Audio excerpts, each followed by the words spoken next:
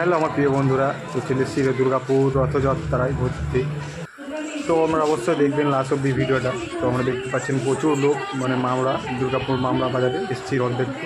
তো প্রচুর লোকজন আছে, ভিডিওটা অবশ্যই দেখবেন লাস্ট। তো জগন্নাথের মন্দিরটা দর্শন করুন সবাই। তো দেখতে পাচ্ছেন জগন্নাথের মন্দিরটা, তো আমি দেখাচ্ছি মন্দিরটার সামনে যে।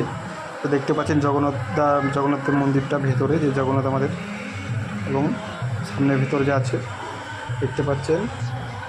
এরপরে আমরা দেখাবো বাইরে থেকে লোকটা মন্দিরে, এবং কেমন লাগছে বলবেন অবশ্যই। লাস্ট অব্দি ভিডিওটা অবশ্যই দেখবেন।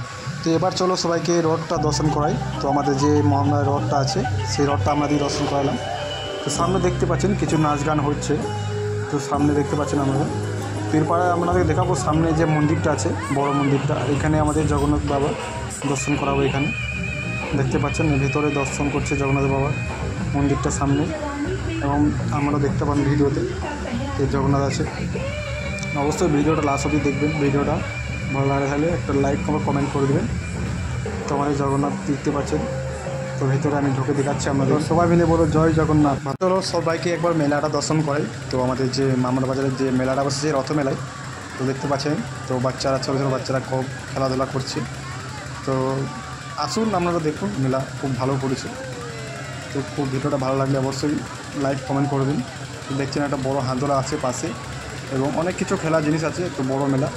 তো অবশ্যই আশা করি জয় জগন্নাথ। আর ভিডিওটা কেমন লেগেছে অবশ্যই কমেন্টে বলবে। তো জয় জগন্নাথ, জয় জগন্নাথ।